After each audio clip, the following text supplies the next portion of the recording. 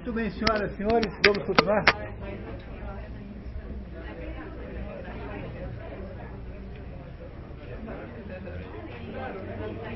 Nós temos um longo caminho pela frente ainda hoje, que é de acabar de ler o resumo, né, e entender o livro. Então vamos lá. Nós estamos lendo aqui a Cartucha de Parma. Eu disse a vocês que iria insistir que há um enigma associado a esse título, porque não é possível que Stendhal, homem inteligentíssimo, sujeito de uma capacidade literária enorme, possa ter ter tido um lapso tão grande quanto esse que eu supunha, que era de não ter prestado atenção no título do livro, né? Não é isso?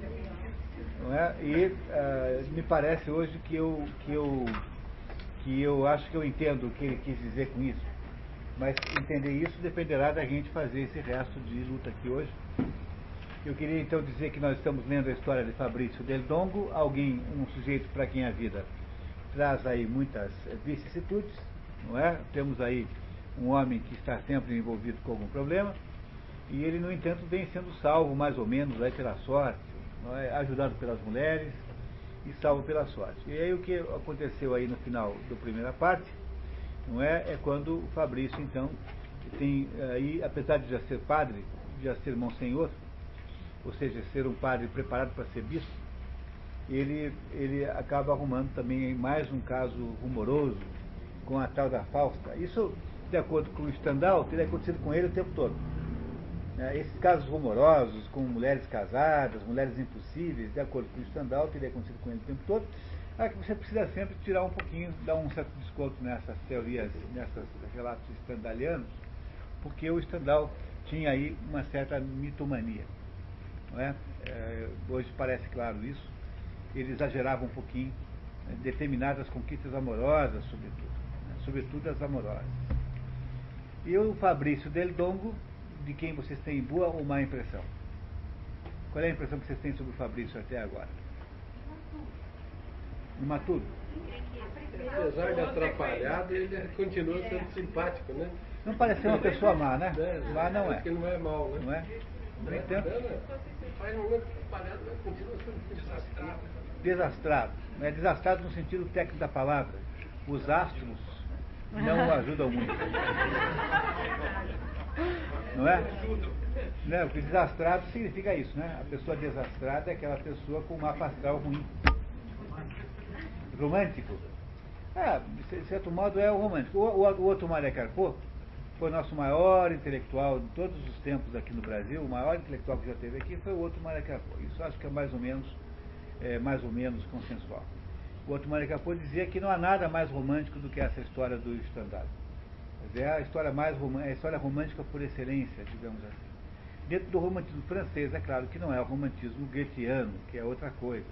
O Sturm und Drang já é um romantismo diferente desse aqui. Mas aí temos uma história de um sujeito para quem a vida apronta várias coisas e ele vai mais ou menos se safando como pode, não é isso? Ou deixamos aqui resolvendo um problema aí com mais um marido traído, ou um abismo traído, um amante despeitado com ele, o amante da Fausta, né, que é uma atriz lá, coquete daquela época lá. Entramos no livro 2, a primeira edição do livro do Stendhal foi feita em 2 volumes, e em seguida o Balzac interessou-se por ela imensamente. O Balzac andou fazendo elogios tremendos a esse livro aqui, e Balzac sugere uma porção de mudanças, e houve daí uma reedição no mesmo ano da morte de Stendhal, em que o livro todo foi compilado, foi consolidado num volume único, que é esse que nós temos lendo aqui hoje, né, composto no livro 1 e livro 2, no mesmo volume. Então, se vocês estão de acordo, podemos continuar. Alguém tem alguma dúvida até agora? Sobre a história. Não vamos debater a história, apenas só sobre a história. Pois não. Ele dizia uma palavra curta, acabou o personagem. Muito bem. Quanto à sua função clínica, eu preciso lembrar que ele é universal, não é o único que fazia isso. Naquele caso,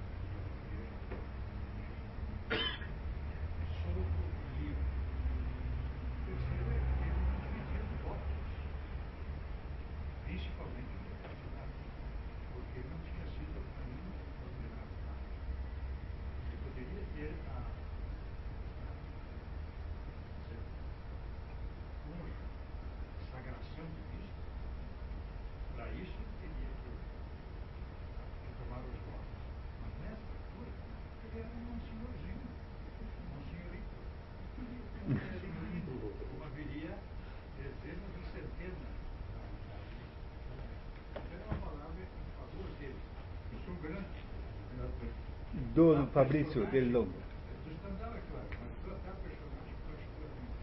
Porque como o senhor lembrou muito bem disso, eu acho que estão concentradas e condensadas as grandes vertentes da personagem romântica. Muito bem. Ó, tá. Muito bem. Tá. Livro 2. Vamos então em frente? Capítulo 14. Filha, por favor. Um pouco mais de um ano se passa depois da morte de Gillette. A Marquesa Raversi e o ministro da Justiça Rassi, o perfeito homem da corte, sem honra e sem sensibilidade. Essa é a opinião do Stendhal, novamente, né? Essa é a opinião do narrador, mas não é a opinião do Stendhal, né?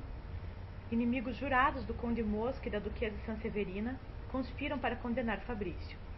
Tomando conhecimento do complô, Gina ameaça o príncipe de abandonar a corte de Parma, se ele não renunciar a perseguir seu sobrinho, que nesse momento esconde-se em Bolonha sob o nome falso de José Bossi. Reparem como tem força esta mulher, né? Porque ela é tão espetacular, quer dizer, ela é tão extraordinária como personagem social, que ela é capaz de chantagear um príncipe, dizendo assim, olha, se você não parar com isso, eu vou embora daqui. Não é? Não é isso? É como, qual seria o equivalente moderno hoje? É como se a Gisele Bündchen ameaçasse o restaurante não ir mais almoçar lá, se eles ficarem amolando-a com alguma coisa. Tá? Não é? Uma coisa mais ou menos assim, não é? É como se uma personagem muito importante ameaçasse com a sua ausência. Não é? É com a ausência dela que ela ameaça. A gente não consegue imaginar o quanto esta mulher deve ter sido extraordinariamente glamurosa, né? Quanto ela era uma personagem importante. O príncipe fica contrariado com a exigência da duquesa Sanseverina, mas não deseja que esta mulher esplendorosa deixe a corte. Gina obtém do príncipe a promessa de se comprometer por escrito, mas o conde Mosca, presente à entrevista, mobilizado por espírito cortesão em relação a Ranuccio Ernesto IV, modifica o texto com o objetivo de administrar o amor próprio de seu soberano. Trocaram ainda algumas frases, mas por fim o conde Mosca recebeu ordem de escrever o bilhete gracioso solicitado pela duquesa. Omitiu a frase: esse processo injusto não tem futuramente nenhuma consequência.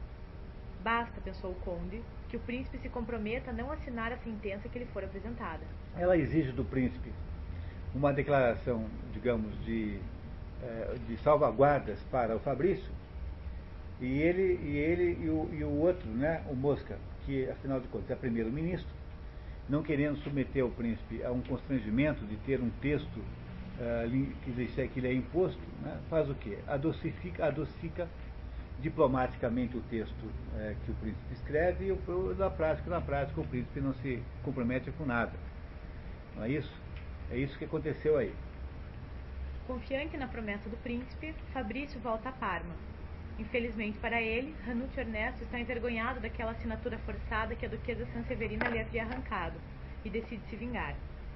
Sem que o conde Mosca o saiba, o soberano ordena a prisão de Fabrício na Torre Farnese por 12 anos, fingindo-se magnânimo. Escreva, disse o príncipe. Tendo-se dignado Sua Alteza Sereníssima ouvir bondosamente as muito humildes súplicas da Marquesa del Dongo, mãe do culpado, e da duquesa Sanseverina, tia do mesmo, as quais alegaram que na época do crime seu filho e sobrinho era muito jovem e ademais desnorteado por uma paixão louca concebida pela mulher do infeliz Gillette, consentiu, apesar do horror inspirado por um tal assassínio, comutar a pena a que Fabrício del Dongo fora condenado, para de prisão de 12 anos numa fortaleza. Pronto, e é assim que o Fabrício vai acabar na Torre Farnese. A Torre Farnese é essa torre fictícia que Stendhal inventa, que não existe lá em Parma, uma torre altíssima, no alto da qual havia lá as acomodações ao longo da qual havia lá prisões, celas, enfim, com maior ou menor conforto para prisioneiros políticos, porque vocês não devem esquecer nunca que o conflito que há aqui é o conflito entre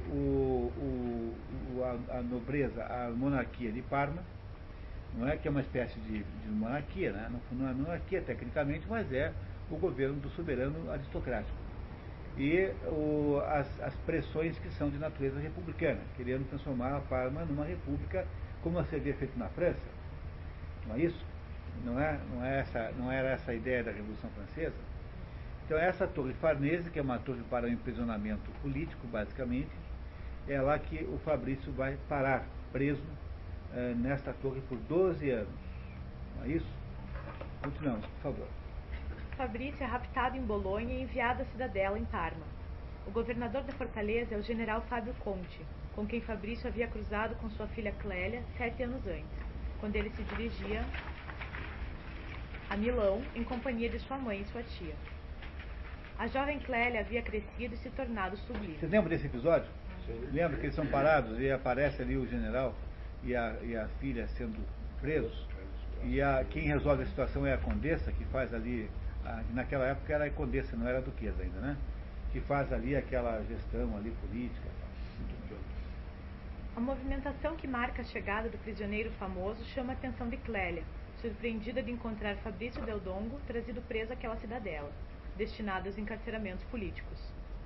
Quem diria, pensou, que eu o tornaria a ver pela primeira vez nessa triste situação, depois que o encontrei na estrada do Lago de Como?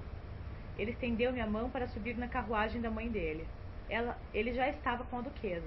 Teriam os amores deles começado nessa época? Já corre em Parma, né, a ideia de que ele e a duquesa são amantes. Coisa que em nenhum momento está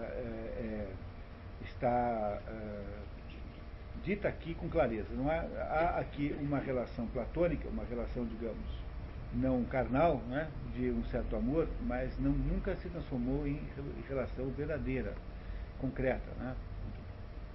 Seus olhares se cruzam. Fabrício, imediatamente apaixonado, a cumprimenta e evoca seu primeiro encontro. Ele estava extasiado ante a celeste beleza de Clélia, e seus olhos traíam toda a sua surpresa. Ela, profundamente absorta, não tinha pensado em retirar a cabeça da portinhola. Ele saudou-a com um respeitoso sorriso apenas esboçado. Depois, ao cabo de um instante: "Parece-me, senhorita", disse-lhe, "que outrora, perto de um lago, já tive a honra de encontrá-la com acompanhamento de gendarmes." Naquela noite, na recepção do ministro do interior, o conde Zurla, a duquesa Sanseverina está intrigada com a atitude estranha de Clélia, que acaba testemunha da dor que a duquesa expressa ao saber da prisão de seu sobrinho. Jamais esquecerei o que acabo de ver. Que mudança súbita! Como os olhos da duquesa, tão belos, tão radiosos, tornaram-se baços, apagados, depois da palavra fatal que o Marquês N veio dizer-lhe. Fabrício deve ser bem digno de ser amado. A condessa não saberá da prisão de Fabrício a não ser na festa à noite. A prisão foi feita, portanto, não é quase por uma lettre de caixa, como se dizia antigamente na literatura, né? Uma ordem de prisão secreta. Né? Muito bem. Capítulo 16. A duquesa está desesperada e com raiva do conde Mosca, que, para manter o espírito cortesão, acabou permitindo involuntariamente a prisão de Fabrício. Como descrever o momento de desespero que se seguiu a essa exposição da situação, numa mulher tão pouco razoável, tão escrava da sensação presente e, sem que a si mesmo confessasse, perdidamente apaixonada pelo jovem prisioneiro? Foram gritos inarticulados, assomos de raiva, movimentos convulsivos, mas nenhuma lágrima. Dispensara as criadas para ocultar o seu pranto, pois pensava que ia desatar a chorar logo que ficasse só. Mas as lágrimas, esse primeiro alívio das grandes dores, faltaram-lhe de todo. A cólera, a indignação, o sentimento de sua inferioridade frente ao príncipe dominavam fortemente aquela alma orgulhosa. A duquesa exprime sua indignação em relação ao príncipe que a havia enganado. Odeio o príncipe porque me enganou, e me enganou do modo mais vil. Depois de sua carta de perdão, fez raptar o pobre rapaz em Bolonha, etc. Mas saudaremos essa conta. Ela promete aí vingança, hein? Vingança ao príncipe. Em seguida, a duquesa Sanseverina recusa várias vezes receber o conde Mosca. Para castigá-lo, né? Para puni-lo. Envelhecida pelo sofrimento, explica a Mosca seus sentimentos pelo sobrinho. Não, querido amigo, não lhe direi que o amei com essa paixão e esse entusiasmo que não se sentem mais, parece-me, depois dos 30 anos, e eu já passei de muito a cidade. Ter-lhe-ão dito que eu amava Fabrício, pois sei que correu esse boato nessa corte perversa. Pela primeira vez, seus olhos brilharam nessa conversação ao proferir a palavra perversa. Juro-lhe perante Deus e pela vida de Fabrício que jamais entre mim e ele se passou a mínima coisa que não pudesse ser vista por um terceiro.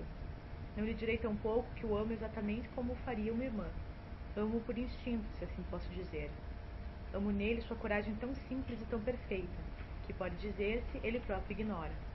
Lembro-me que esse gênero de admiração começou a regressar a ele de Waterloo. Era ainda um menino, apesar dos seus 17 anos. Sua grande inquietação era saber se assistira realmente à batalha, e no caso de sim, se podia dizer que se havia batido, ele que não marchara ao ataque de nenhuma bateria, nem de nenhuma coluna inimiga. Foi durante as graves discussões que tínhamos juntos a respeito desse assunto importante que comecei a ver nele uma graça perfeita. Mosca declara-se prestes a fazer uma loucura para não perdê-la, conseguir a fuga de Fabrício. Muito bem. Então temos lá o Fabrício preso na Torre Farnese, com uma promessa de 12 anos de prisão e com uma ameaça que ainda não está clara de morte por envenenamento. Ele será ameaçado por envenenamento aí logo em seguida, vem em seguida esse pedaço. E temos aí então a Condessa que o ama desesperadamente, tentando fazer tudo para conseguir retirá-lo e lutando então com as armas que tem, armas políticas apenas, para tentar conseguir que o Mosca se interesse pelo assunto. O Mosca é primeiro-ministro, mas a ordem de imprisionar o Fabrício interessa diretamente ao príncipe. Portanto, é difícil que ele possa agir, porque afinal de contas, o príncipe tem um problema pessoal agora com o Fabrício, não só porque o príncipe tem ciúmes da pretensa intimidade que ele imagina que exista entre a Condessa e o rapaz, mas também porque ele sentiu-se mal tratado naquela visita que o menino lhe faz, logo quando volta lá de Nápoles, dando-lhe umas respostas espertas, assim, dando-lhe uma outra lição de moral. E esse príncipe, que é um sujeito muito grosseiro, muito autoritário, sentiu-se um pouco ofendido com aquele comportamento. Ele tem um problema pessoal com o Fabrício, esse príncipe. E esse é o problema todo, não é? Continuamos, por favor. O Conde Mosca recebe o seu todo-poderoso ministro da Justiça Rassi e exprime com certa ironia sua surpresa com a decisão que havia sido tomada, sem seu conhecimento, de aprisionar Fabrício. Como? Disse-lhe ele. O senhor manda raptar em Bolonha um conspirador que eu protejo? Além disso, quer cortar-lhe o pescoço e nada me diz. Sabe o senhor, pelo menos, o nome do meu sucessor?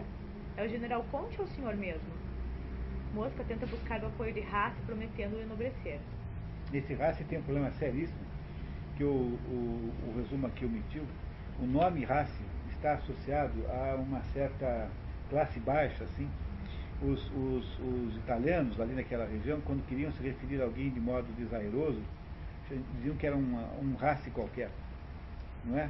Então o nome dele é muito ruim, ele não tem nenhum prestígio por causa disso, e ele gostaria muito de ter um nome melhor. Então ele tem aí a pretensão de ser enobrecido por alguém de cima, né? E faria tudo para obter esse título, um título qualquer pelo qual ele pudesse mudar de nome. E é nesse ponto fraco do Rassi que o Mosca está tentando atacar. Rassi parece aceitar, mas continua conspirando depois de receber o título combinado. Por sua vez, a duquesa tenta em vão corromper os guardas da cidadela para que deixem Fabrício escapar.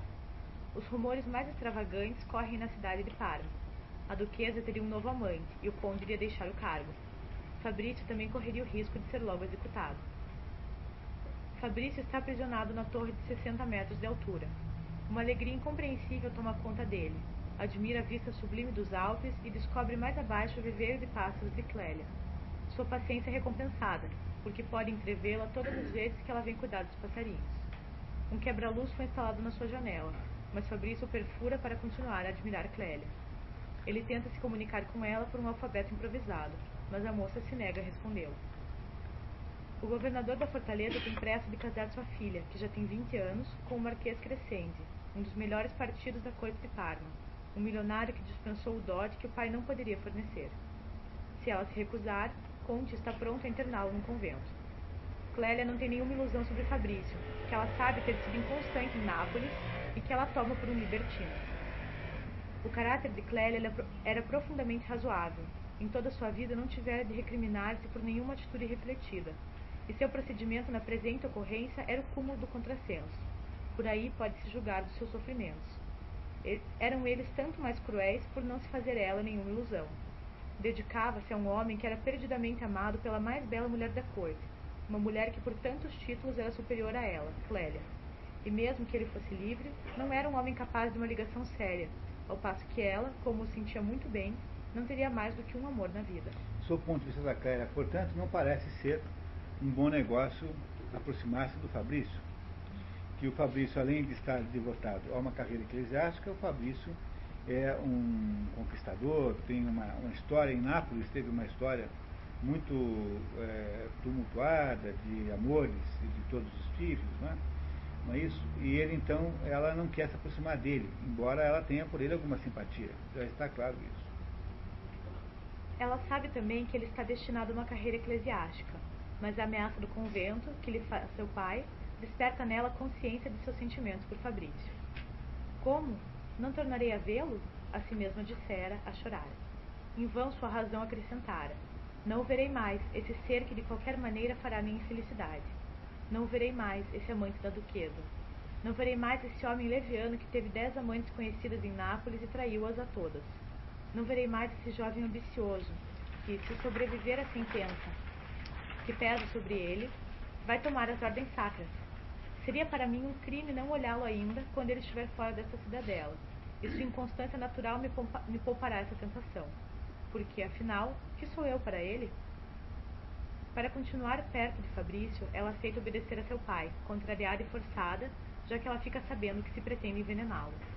Fingindo cantar um recitativo da ópera, ela lhe pede para não comer nenhum alimento, a não ser aquele que ela lhe entregasse por meio de uma corda, pelo qual ele também recebe papel e lápis. A prisão de Fabrício já dura 173 dias, e agora ele vive do chocolate que a moça lhe envia diariamente. Há umas inverossimilhanças, não muito graves, né? Mas há alguns momentos, digamos assim, mais inverossímeis. Seja como for, esses dois aí começam a desenvolver uma relação amorosa, né? Embora eles não se vejam fisicamente ainda, né? Ainda não se veem fisicamente. Uma noite, quando contempla as estrelas, Fabrício percebe sinais luminosos e consegue decifrar uma mensagem que de sua tia. De sua tia, que por vários meses tenta entrar em contato com ele. Ela lhe pede que esteja pronto para fugir. Por amor a Clélia, Fabrício recusa-se e conta à moça sua decisão. Não quero fugir, quero morrer aqui. Porque longe dali, ela casaria com o tal do Crescenzi rapidamente. E estando ali, pelo menos teria o contato visual com a moça todos os dias, que seria melhor que qualquer outra coisa. Sabendo que Fabrício corre risco real de morte, ela lhe pede, durante uma conversa secreta, que obedeça a sua tia, ameaçando de, em caso contrário, refugiar-se imediatamente no convento. Eu vos juro que durante minha vida não mais lhe dirigirei a palavra. Clélia e Gina unem forças para conseguir a fuga de Fabrício. A duquesa consegue jogar no quarto do prisioneiro uma mensagem precisando dos detalhes da evasão. Através de uma bala, de um chumbo que é jogado lá no alto, né, em 80 metros. Há uma porção de coisas inverossímeis, né? Mas isso não tem importância. Nesse mesmo momento, o príncipe e o seu ministro Rassi estudam meios de envenenar discretamente Fabrício. O rapaz resiste à fuga, porque sabe que Clélia casaria com Crescenzi assim que ele sumisse. O conde Mosca é informado diretamente por Rassi do risco de morte iminente que corre Fabrício Del Dongo. Nessa altura, o leitor fica sabendo que um ano antes, a duquesa Sanseverina havia reencontrado na sua propriedade de Sacca o médico e poeta Ferrante Pala, um dos maiores de sua época, republicano e empobrecido, levemente enlouquecido e que rouba para viver.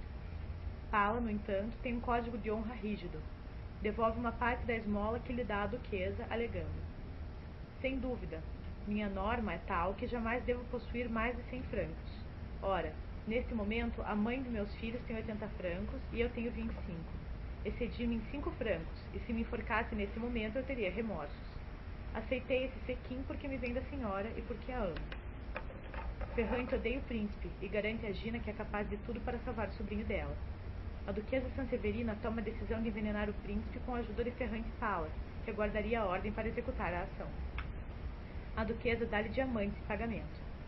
É também o poeta que imagina e organiza a fuga de Fabrício. Após o flashback, a narrativa retoma seu curso normal. Quando do casamento da irmã do Marquês Crescenzi, a duquesa envia à filha do governador as cordas para a fuga de Fabrício. Gina também neutraliza Conte, administrando-lhe poderoso sonífero. Clélia fica desesperada, convencida de que seu pai foi envenenado e que ela é cúmplice desse crime. Atormentada, faz um voto à Madonna de não rever Fabrício e de casar com o Marquês Crescenzi, se seu pai sobreviver. ela pensa que o pai vai morrer. Eles fazem esse envenenamento do homem com láudano, que é uma substância sonífera. Eles exageram na dose e o homem fica meio mal, assim, né? E aí então ela, arrependida, achando que havia produzido a morte do pai, faz aí um voto à Madonna de não ver mais Fabrício se seu pai sobreviver àquela situação. Graças às cordas fornecidas por Gina e introduzidas na fortaleza por Clélia, Fabrício vai poder escapar. Na noite combinada, à meia-noite, enquanto o nevoeiro espesso recobre a cidadela e a guarnição é embriagada por Clélia, Fabrício se persigna e depois se lança no vazio, dizendo: como sou diferente do Fabrício leviano e libertino que entrou para cá faz 9 meses. Com muito trabalho, consegue descer a terrível torre Farnese. Tem as mãos em sangue e é recolhido embaixo da torre por sua tia e criados. Fabrício foge para o Piemonte, onde chega às 6 da tarde. Um dos poucos lugares onde ele não tinha nenhum crime, nenhum problema lá com a lei local, né? Gina dá então o sinal para que Ferrante Pala envenene o príncipe. Fabrício se esconde... Esse sinal é muito cinematográfico, não está aqui descrito, mas ela provoca uma inundação que havia no castelo lá, Sácaro. Havia um reservatório de água muito grande, e que é antiguíssimo, que elas descobrem que podia ser aberto e fechado. Então ela produz uma inundação em Parma, como sinal para que é a hora de produzir a morte do príncipe. Fabrício se esconde com sua tia às margens do lago de Como, mas ele tem saudade da prisão e de suas conversações secretas com Clélia, que não se perdoa de ter traído o pai e se corrói em remorsos. Ela aceita casar com o Marquês Crescendo. Para desafiar Parma, a duquesa dá uma festa inesquecível em Sacca em honra da fuga de Fabrício. Mas este está melancólico, porque pensa no casamento de Clélia com o Marquês Crescente. A morte do príncipe cria uma grande agitação no ducado de Parma, orquestrada por Ferrante Pala, capitalizado pelos diamantes da duquesa. Mas o conde Mosca retoma rápido o controle da situação. Ranulfo Ernesto V, o filho do príncipe assassinado, com 22 anos, o sucede e é logo seduzido pela beleza da duquesa. Por sua vez, ela não vê perspectivas para sua vida. Uma mulher de 40 anos não é mais coisa alguma, senão para os homens que a amaram na mocidade.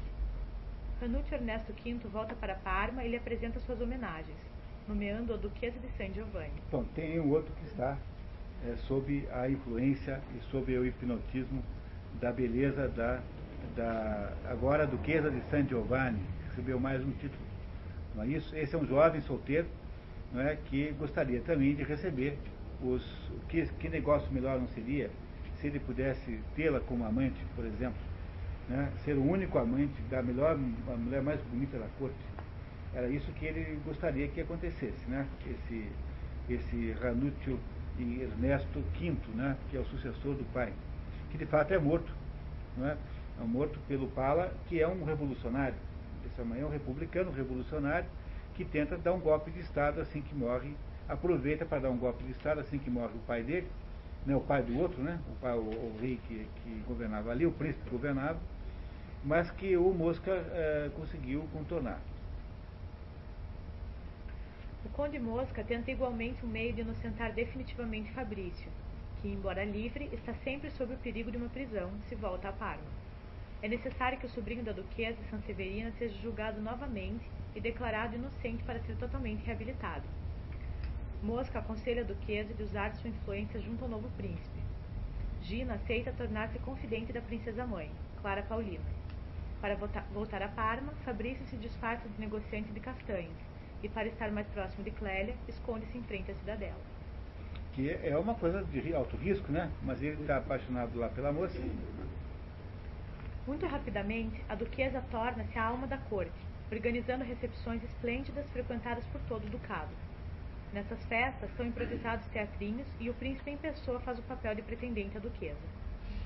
A duquesa organizou serões encantadores no palácio, o qual jamais vira tanta alegria. Nunca ela foi mais amável do que nesse inverno, e viveu, entretanto, no meio dos maiores perigos.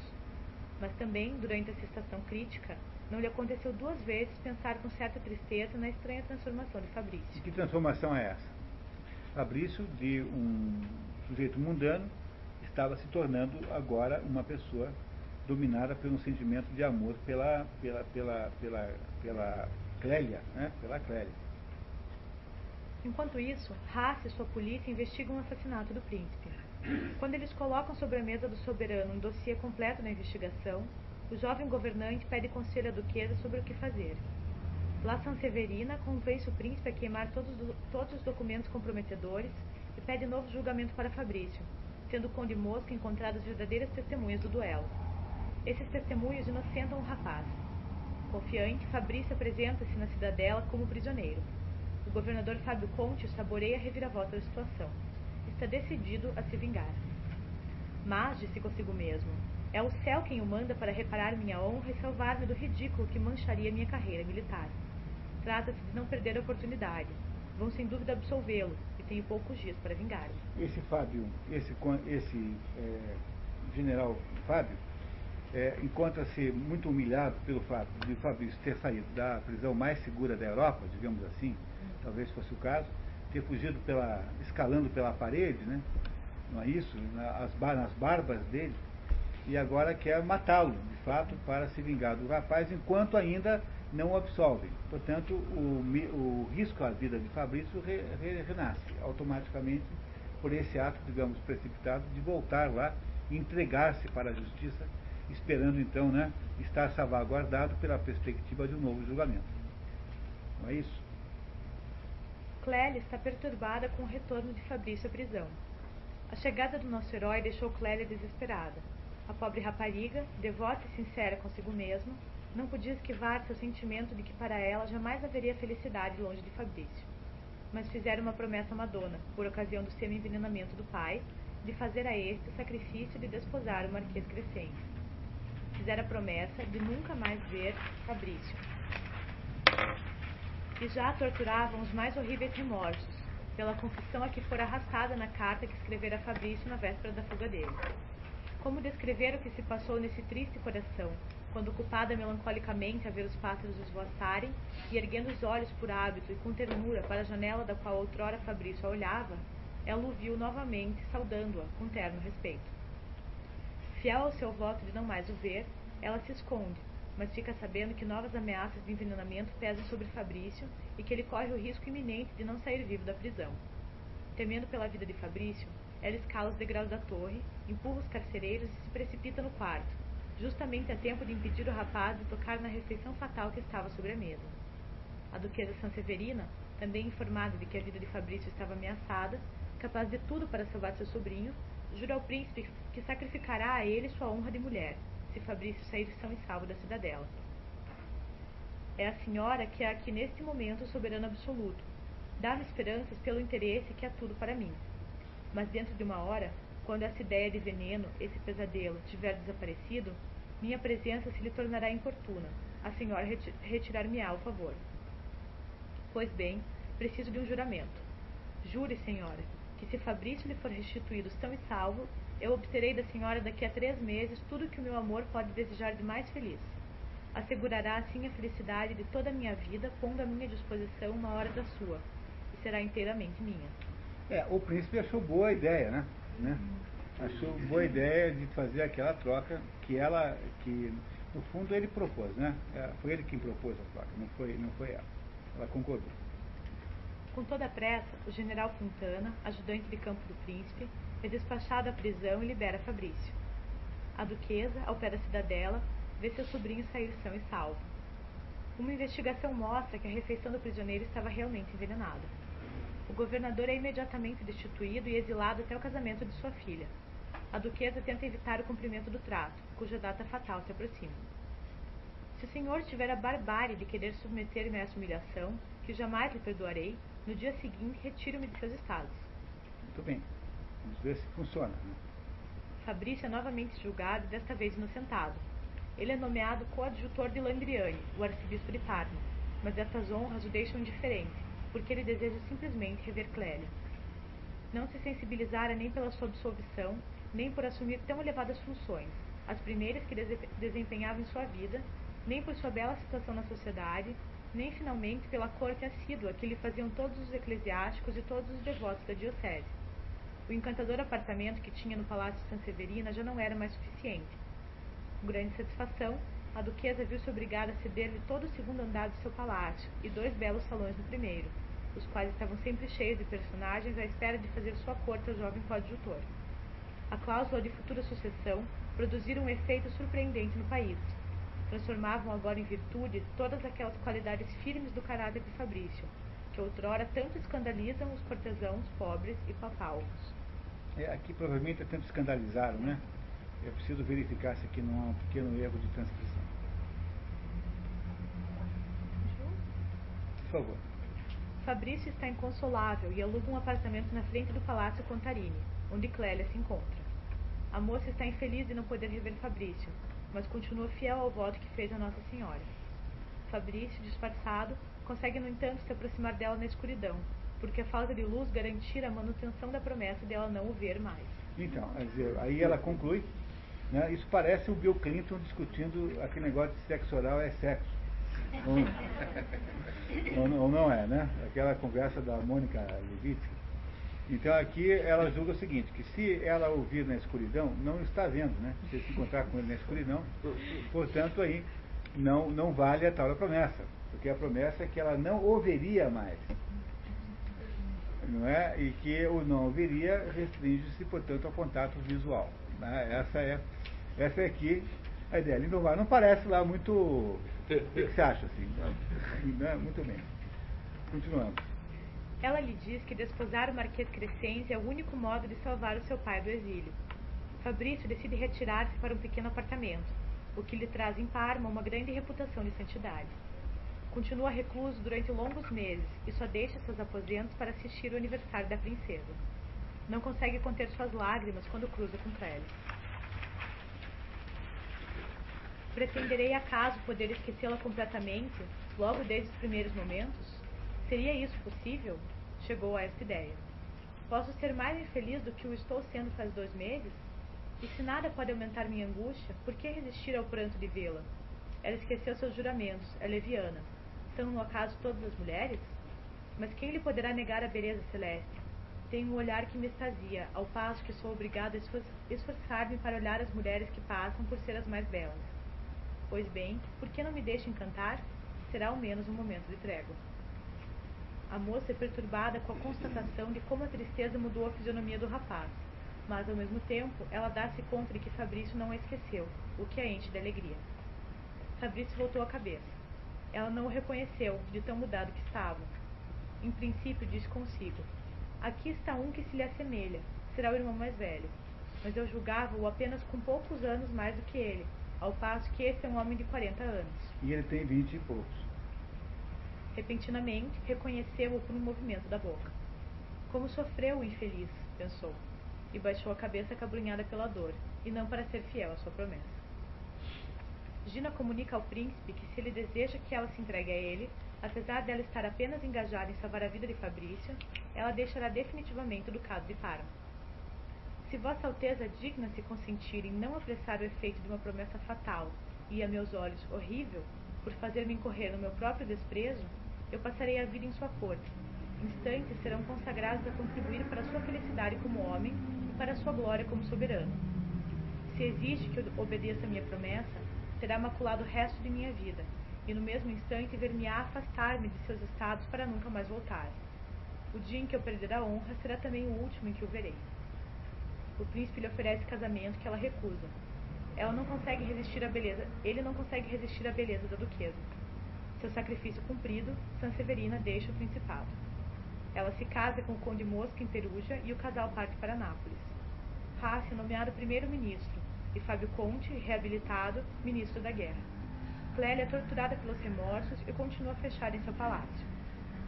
Aconselhada pela tia, Fabrício começa a pregar. O príncipe tem por ti tamanha veneração, escrevia-lhe ela, que deves esperar para breve um desvalimento. Ele te prodigalizará sinais de desatenção, e o desprezo atroz dos cortesãos seguir-se-á ao dele. Esses pequenos déspotas, por mais honestos que sejam, são volúveis como a moda e pelo mesmo motivo, o tédio. Só podes encontrar forças contra o capricho do soberano na pregação. Improvisas tão bem em verso. Tenta falar uma meia hora sobre a religião. Dirás heresias no começo, mas paga um teólogo sábio e discreto para que assista aos teus sermões, e ele te avisará dos teus erros, que repararás no dia seguinte. Sabe os conselhos, né? Sabe os conselhos. Seus sermões têm grande sucesso. Os nobres chegavam às 5 horas da manhã, e todas as mulheres de Parma o frequentam, seduzidas por sua eloquência. Nasce o mito de que Fabrício havia sido um dos mais valorosos oficiais de Napoleão. Não é? Entre as fãs do jovem prelado está a jovem Annetta Marini, que declara abertamente seu amor. Clélia está impaciente para conhecer esta Annetta de que toda a cidade fala. Murmura-se nos salões dos crescentes que Fabrício está apaixonado por Annetta Marini. Este rumor faz Clélia ir à igreja ouvir o sermão do jovem padre. No dia seguinte, Fabrício recebe um bilhete de Clélia, que o convida para um encontro. Confia-se em sua honra. Procure 4 valentes, de cuja descrição tenha certeza, e amanhã, no momento em que soarem as 12 da noite na estecata, esteja junto a uma pequena porta, com o número 19, na rua de São Paulo. Lembre-se de que poderá ser atacado. Não vá sozinho. Reparem que a hora é 12 da noite, meia-noite. É a hora que ela vai encontrar o Fabrício. Fabrício cai de joelhos e se desmancha em lágrimas. Enfim, dizia ele, depois de 14 meses e 8 dias, adeus prédicas. No encontro, ela explica. Fiz a Madonna, como sabes, a promessa de jamais tornar a ver-te. É esse o motivo pelo qual te recebo nesta profunda escuridão. Quero que saibas que, se um dia me obrigasses a ver-te em pleno dia, tudo estaria terminado entre nós. Mas, antes de mais nada, não quero que pregues diante de Annetta. E não penses que fui eu quem mandou levar uma poltrona à casa de Deus. É o começo de uma ligação secreta entre Fabrício e Clélia, que vai durar 3 anos. Durante esse tempo, o arcebispo morre e Fabrício sucede. Após esses 3 anos de felicidade divina, a alma de Fabrício teve um capricho de ternura. Como ele não pode ver Clélia durante o dia, Fabrício exige ter perto de si o pequeno Sandrino, filho nascido de sua ligação secreta. Os amantes imaginam um estratagema que consiste em simular uma doença da criança e anunciar sua morte durante a ausência do marquês. Mas Sandrino fica realmente doente e morre alguns meses após sua morte fictícia. Essa morte parece a Clélia como uma punição do céu, e ela não sobrevive mais que alguns meses a esse filho querido. Depois da morte de Clélia, Fabrício vende todos os seus bens e se retira para Cartucho de Parma, onde ele morre 1 ano depois. A duquesa não sobreviveu muito tempo a Fabrício, que ela adorava. O ducado de Parma conheceu, graças a seu jovem príncipe, uma era de liberdade, e o conde Mosca tornou-se imensamente rico. As prisões de Parma estavam vazias, o conde imensamente rico, e Ernesto V adorado pelos seus súditos, que comparavam seu governo aos dos grãos duques da Toscana. To the happy few. To the happy few é uma expressão shakespeariana, naquele discurso do Henrique V, quando ele, antes da Batalha de Azincourt, que ele organiza a tropa toda e faz um discurso, uma das mais bonitas páginas do teatro, da história do teatro, o discurso que Henrique V faz para convocar os ingleses que estavam em minoria para a luta contra os franceses, que foram derrotados flagrosamente por razões de diferenças de táticas militares. Uma das críticas que se faz a esse livro é que esse final aqui é profundamente inverossímil, porque, de fato, precipitam-se tantas coisas na última página que o autor não desenvolveu adequadamente, que parece que o Stendhal estava um pouquinho já com vontade de se livrar do livro. A sensação que se tem é que o Stendhal queria acabar o livro rápido, não é? Porque esse plano, por exemplo, de fingir que morreu o filho, é de uma inverossimilhança tremenda, né? Quer dizer, é difícil alguém imaginar que isso fosse dar certo na prática. Você chega o marido de viagem e fala assim, ô, cadê o neném? Ah, morreu. Como morreu? Morreu. Sim, mas... Esqueci de falar. Esqueci de te avisar. É difícil que isso desse certo, né? É difícil que isso desse certo. Portanto, no final aqui nós temos um certo problema literário. Olha, pessoal, a gente tem que ter na vida uma certa atitude, que é o seguinte: quando o sujeito que é um gênio erra, ele sempre erra tão bem. Quer dizer, o sujeito claudica, mas claudica a passo de valsa. Então, se Claudio é capaz de guardar, tá bom. Por exemplo, você pega de vez em quando, encontra em Aristóteles um outro pedaço que está torto. Bom, mas a gente reclamar com Aristóteles, só porque Aristóteles não sabia bem como é que era a reprodução das lulas. Quer dizer, você imaginar que isso seja uma maneira, que isso tenha algum cabimento, entendeu? Que você possa criar uma crítica a Aristóteles a partir disso, não é? Desqualificar. A física de Aristóteles foi desqualificada pelos físicos modernos, renascentistas, como sendo um livro obscuro, porque Aristóteles não entendia o problema do vácuo. Mas, pelo amor de Deus, quer dizer, o sujeito faz o livro quase mais importante da história da filosofia. Faz um livro que esclarece que é a base de todas as ciências, quer dizer, que é a estruturação de todo o pensamento científico moderno. E a gente fica reclamando de um detalhe à toa. Então, essas pequenas coisas aí que você encontra às vezes nos grandes escritores, por exemplo, Balzac. Balzac, das 80 e poucas obras da comédia humana, tem umas 20 que são elegíveis. A começar por esse livrinho horroroso chamado La Femme à 30 ans, né? A Mulher de 30 Anos, que é um livrinho abaixo de qualquer crítica. De fato não estou exagerando não é? Então você tem momentos ruins na história de qualquer escritor, como tem momentos ruins na história de qualquer pintor. O problema é que os pintores conseguem destruir os quadros, e os escritores, às vezes, já estavam devendo tanto dinheiro na praça que precisavam mandar os originais para o editor, apesar de tudo. Não é? Portanto, aqui, se há algum problema aí de verossimilhança na obra, que parece ser aí o caso, né, não é alguma coisa que nos deva impressionar muito. Tá? Afinal de contas, há aí momentos mais felizes e mais infelizes, sobretudo, enfim, precisaria talvez ter tido aí mais umas 70 páginas, né, mais ou menos, para que ele pudesse ser devidamente desenvolvido. Mas, seja como for, temos aí a história de Fabrício del Dongo. Gostaram da história? Qual é a impressão que vocês têm da personagem? Positiva, negativa, neutra? O que é que vocês me dizem? Você se transformou muito. Muito. No que, exatamente? Ele sofreu uma grande transformação ao longo do livro. Ele era um piá, né? E ele virou um homem. Isso. Não é bom de ver. Seria possível dizer que esse romance é aquilo que os alemães chamam de Bildungsroman, romance de aprendizagem? Porque, se esse é o caso, né, por exemplo, na sua interpretação, é um romance de aprendizagem. É uma história de um sujeito que vai aprendendo pelos trancos e barrancos da vida, vai aprendendo coisas sobre a vida, até chegar num ponto em que ele é mais ou menos sabedor de alguma coisa sobre a sua própria existência. Não é? Aqui, o romance que começa essa linhagem romanesca chama-se Os Anos de Aprendizado de Wilhelm Meister, que é um romance de Goethe. É um romance mais ou menos dessa mesma época. Né? Goethe deve ter escrito isso por aí, mas mais ou menos, eu não lembro da data exata, mas é um romance dessa época aí, mais ou menos, portanto, estamos aí coincidindo. Não é? O romance goetheano é tipicamente isso, é feito para esse fim. Temos aí, será um caso de um romance de aprendizagem também? Eu acho que esse é um bom início de conversa, podemos imaginar que seja assim mesmo, que a personagem central, afinal de contas, passa por uma série de metamorfoses muito grandes, não é isso? No entanto, há uma coisa extraordinária, se vocês notaram nesse livro, há uma coisa extraordinariamente insistente nessa história o tempo todo. Não sei se vocês repararam nisso.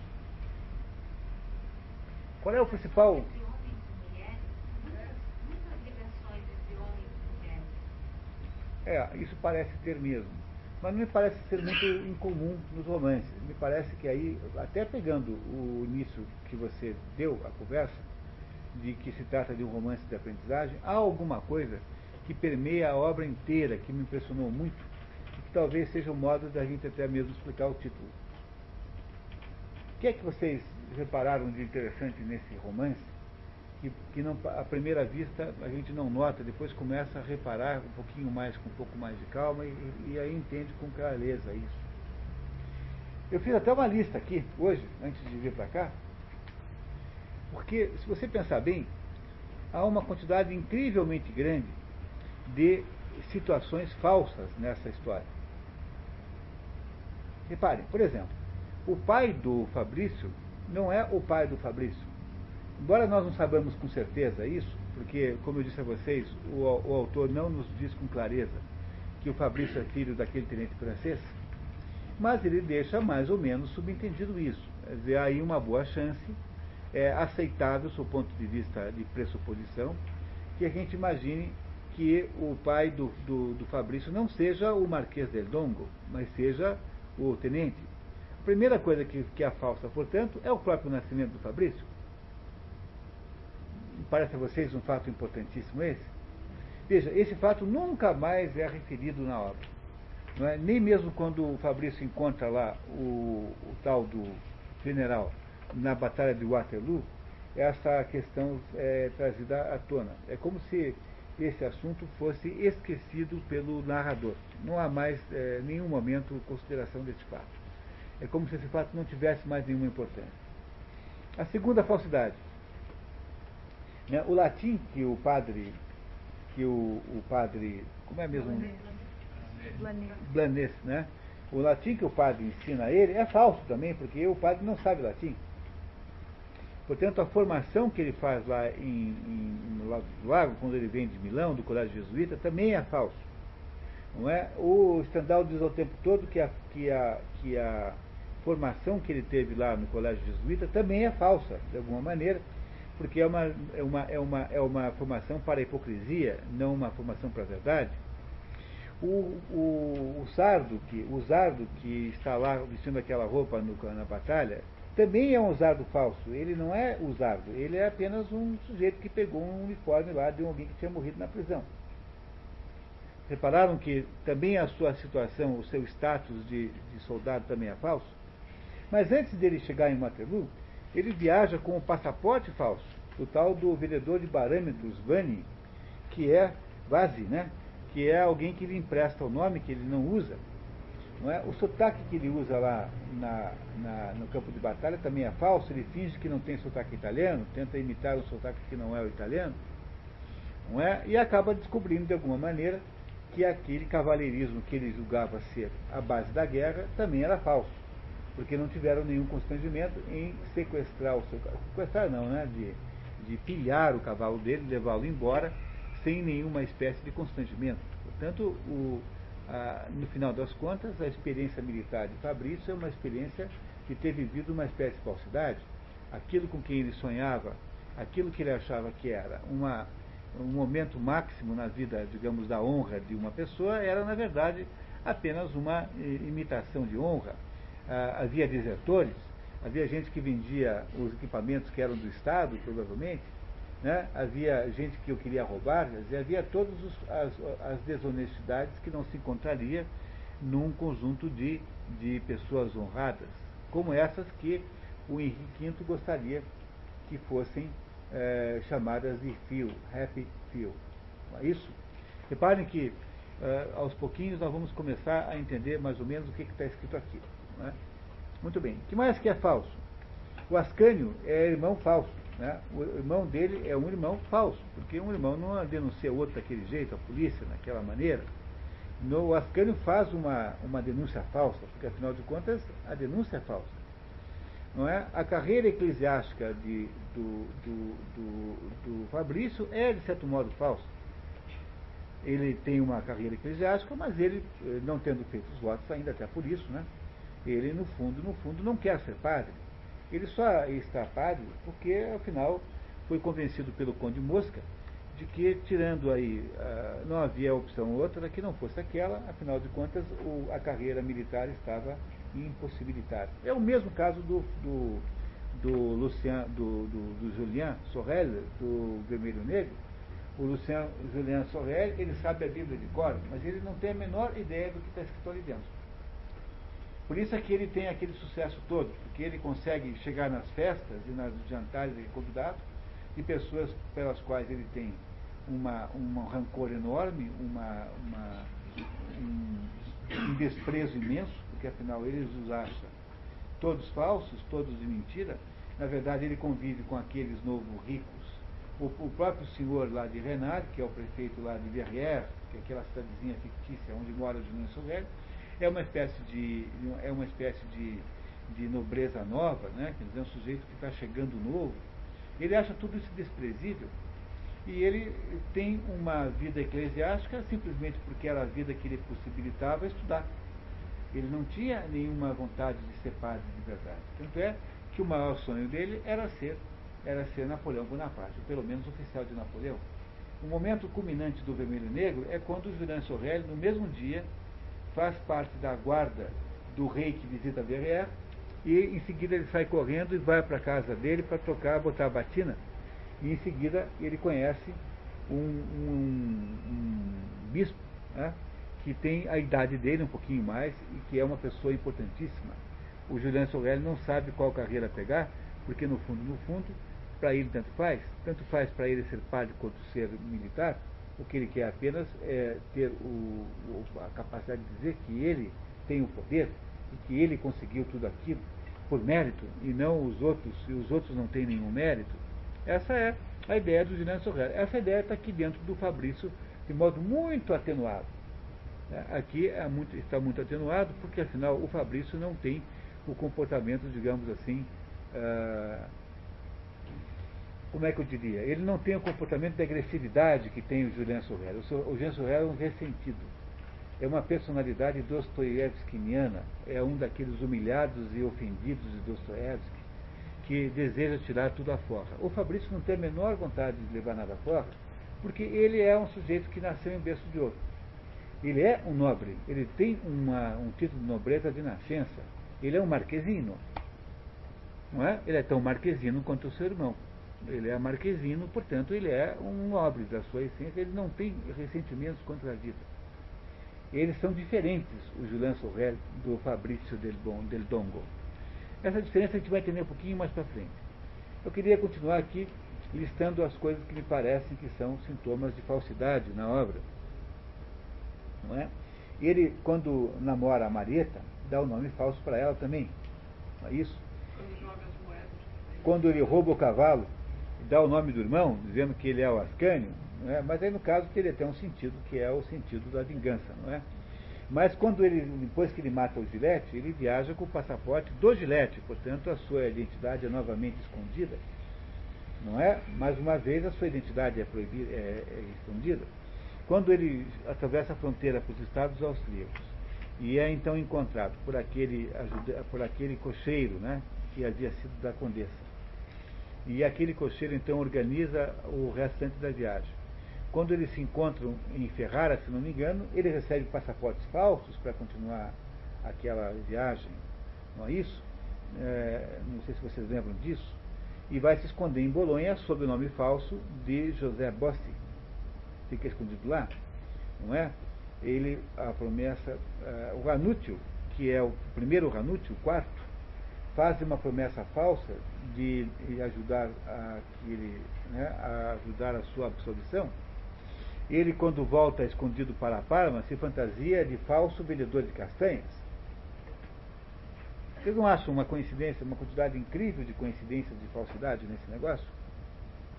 Isso chega ao paroxismo, digamos assim, dramático, na hora em que o chefe da polícia levanta o dossiê de quem havia matado o príncipe. E é quando o príncipe filho chama então a condessa e perguntar o que ele faz. Mas vocês não acham muito estranho que o sujeito tenha dúvidas sobre se vai ou não vai estudar o dossiê da morte do seu próprio pai? Afinal de contas, não foi qualquer um que morreu, é o próprio pai. Ele não tem interesse nisso. Na verdade, quando a verdade vem à tona, a verdade parece vir à tona, pelo menos é o que sugere aquele trecho, aquela verdade é queimada na lareira. O Ranútil II queima aquele dossiê na lareira, porque é como se não se quisesse entender e nem chegar perto da verdade. Vocês estão compreendendo que há uma série de fatos ligados à falsidade nessa história interessantíssimos? O casamento da Condessa também. O casamento da Condessa com o Sanseverina é falso também, é um casamento falso de todos os sentidos. Eles nem se convivem aparentemente com marido e mulher, não é isso? Pois é, a promessa da Clélia não é uma espécie de fraude? Eu acho que é fraude, né? Eu não sei. Bom, a morte da criança também é falsa. Não. Subterfúgio para você ver isso. Pois é, mas subterfúgio é para dar o golpe na promessa. Porque, entendeu? É assim, eu prometi uma coisa, não é? É uma maneira, digamos, desonesta de você lidar com aquela promessa, porque no fundo não era esse o sentido da promessa, né? Não é? Agora, apenas impedir o contato visual é uma maneira de você tapear a promessa que você fez. A própria promessa é falsa, não é isso? O passado militar do Fabrício, aquele que será divulgado depois como sendo oficial, também é falso. Ele não foi um dos mais importantes oficiais de Napoleão Bonaparte, não é? E para terminar ainda a falsidade de tudo isso, ele tem um falso caso com a Condessa o tempo todo. Em nenhum momento o caso entre os dois é verdadeiro, é falso o tempo todo. Ora, o que seria mais conveniente para um livro que é falso do começo ao fim, de ter um título igualmente falso?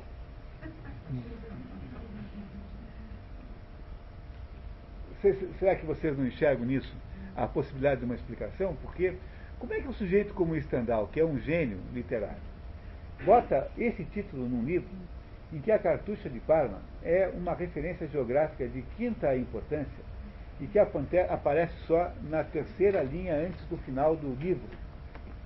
Ou de duas uma, ou ele pretendia continuar o livro e fazer mais 500 páginas, e aí então teria uma continuação, em que a Cartucha de Parma seria, digamos, o assunto predominante, coisa que nós não saberemos jamais, né, se foi o caso. A impressão que dá é que ele terminou meio rapidamente, teria que se livrar do livro. Não é? Às vezes é assim. Não é? Às vezes você repudia aquela obra.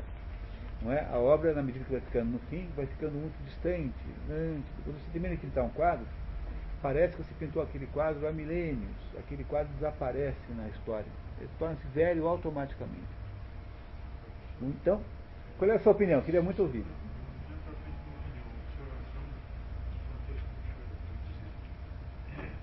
Se a gente se lembrar que escreveu o livro segundo as coisas confirmadas em 7 semanas, É isso mesmo. uma sarofa,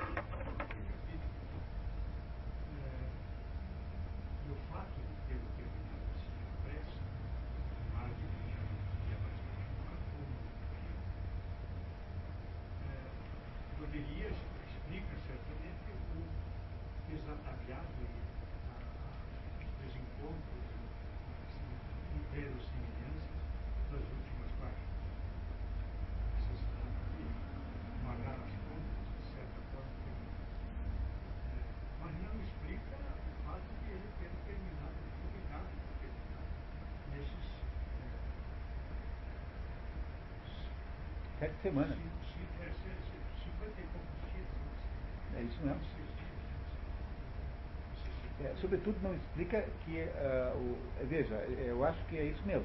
Agora, o título, para um escritor, o título é um assunto tão importante, porque eu já expliquei para vocês que o maior livro escrito nas Américas chama-se Moby Dick. Não é? Já foi alvo de estudo aqui nesse nosso curso.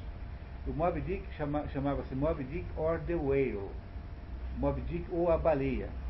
Moby Dick é um nome tão infeliz, porque ele lembrará sempre alguma coisa infanto-juvenil, mesmo em inglês. E é por isso que o livro caiu numa espécie de limbo de desinteresse geral, porque os jovens compram aquilo e não entendem porque não é livro para jovem, para adolescente, e os adultos não leem porque acham que é livro de adolescente. Não é? Isso apenas provando que o título tem uma importância extraordinária numa obra. Há obras que vendem só pelo título. Esse mistério do título da Cartucha de Parma restará um mistério, porque nós não podemos perguntar ao Stendhal. O que eu tinha tentado dizer no final era que talvez se tratasse de que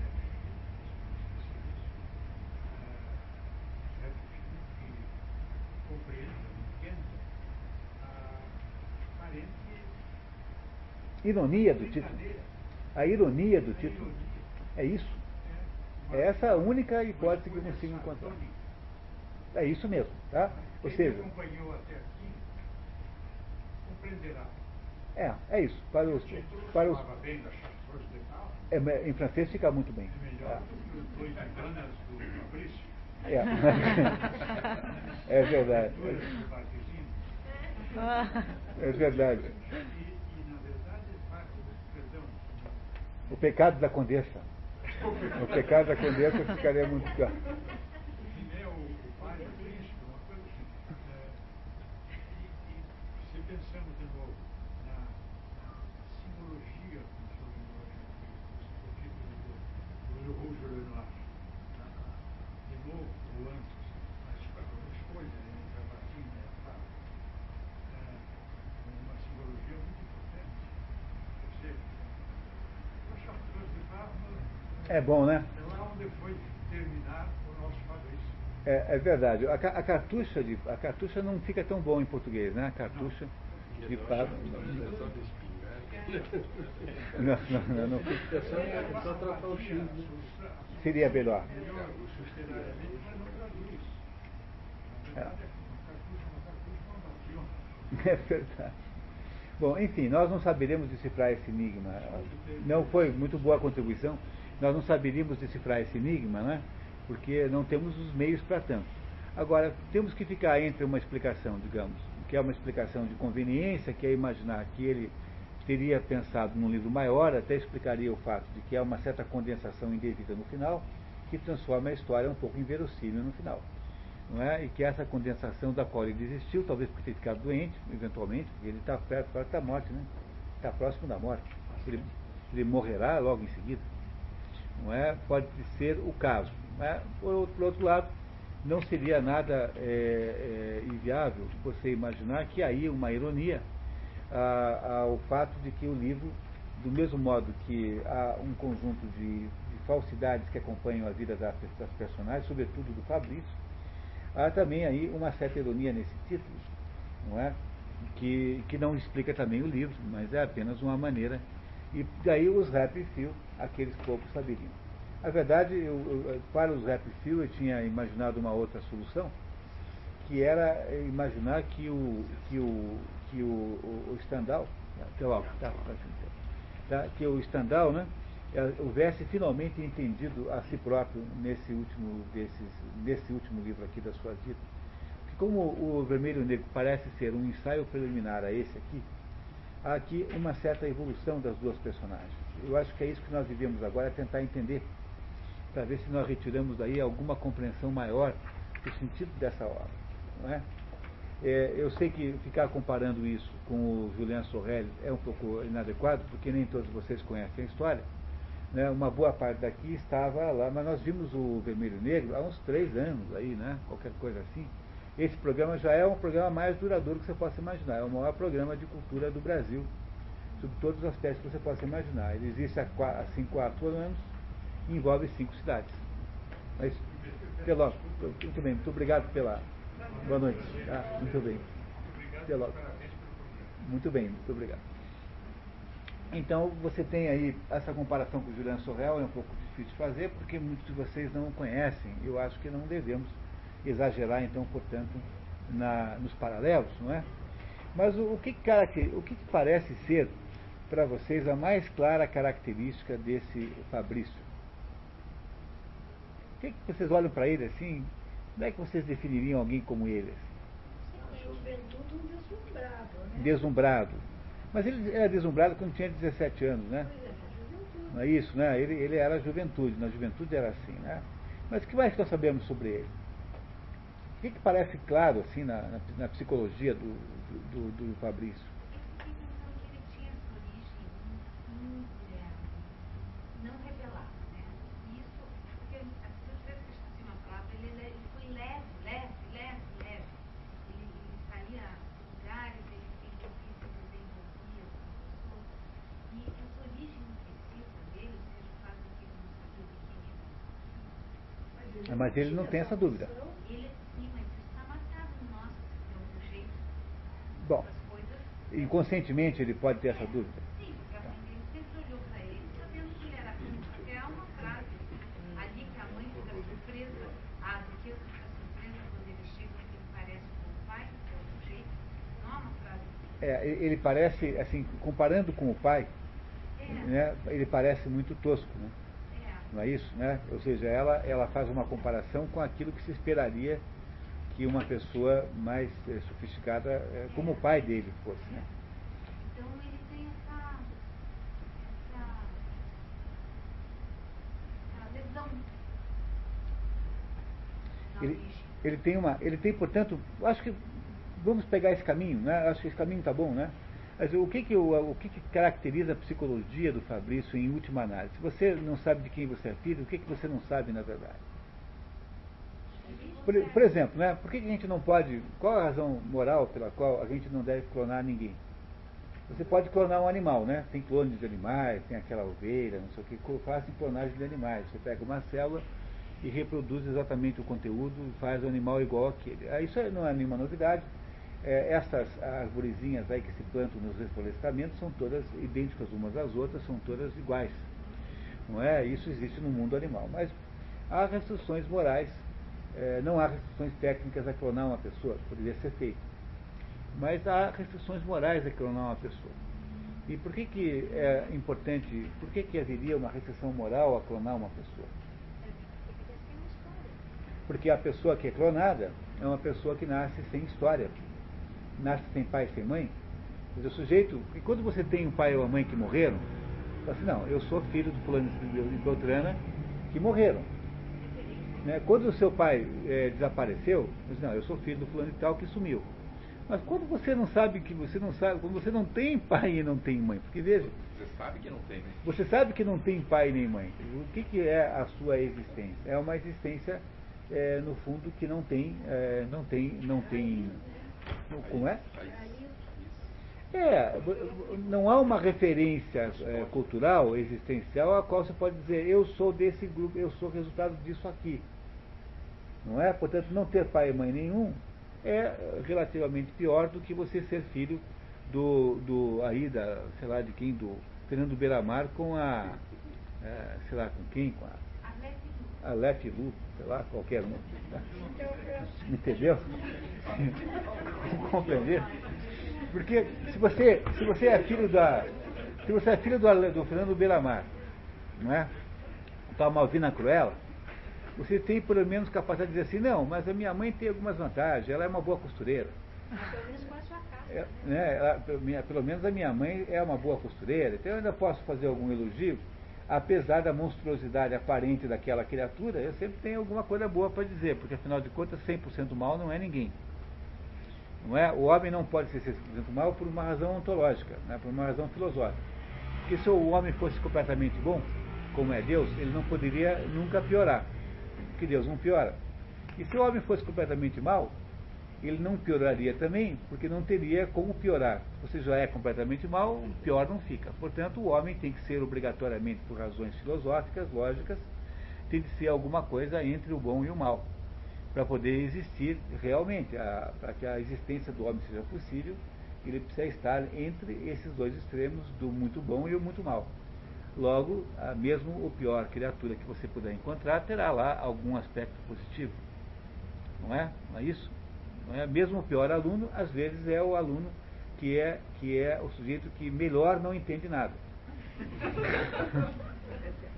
Não é uma boa maneira de você homenagear, mesmo o seu pior aluno é o aluno que melhor não entende nada. Pois não, Gabriel?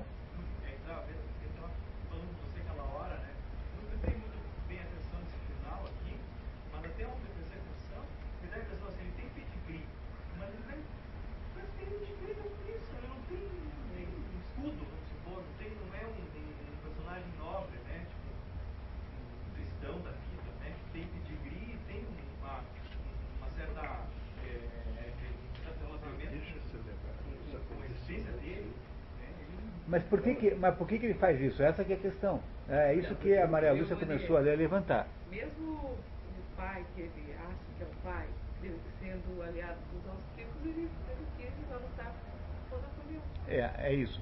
Mas aí ele tinha um ideal romântico, né? Porque aí nesse caso é o Stendhal, entendeu? É o Stendhal mais ou menos constituindo-se naquela personagem, dizendo assim, eu sou assim. Não é? O Stendhal era um adepto de Napoleão. É uma viúva. Ele era extremamente mulherengo, né? Pois é, mas as mulheres o ajudavam também naturalmente, espontaneamente, não é isso? Tá? É, Juliana também. Mas veja, tanto um quanto o outro não nos dão uma sensação de ser uma espécie de Dom Juan. Não parece o Dom Juan em nenhum momento.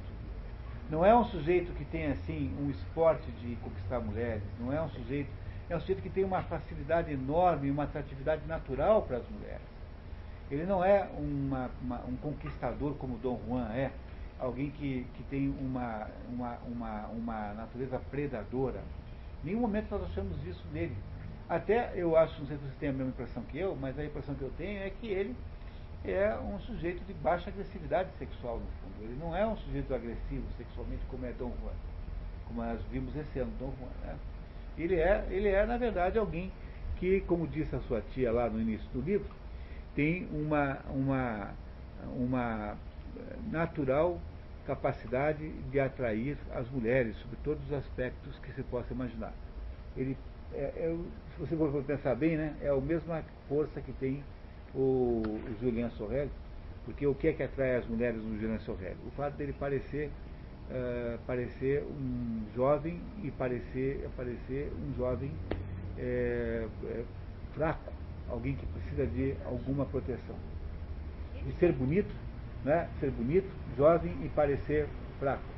É isso que o Fabrício também parece às vezes, não é?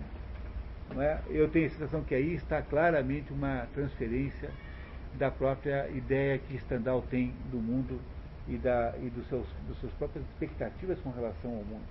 Acho que Stendhal queria isso, queria que ele fosse também alguém que fosse protegido por alguém, né? Pelas mulheres sobretudo, né? Daí ter construído uma mitomania exclusivamente nos aspectos românticos da vida, porque Stendhal não é mitômano dos seus feitos.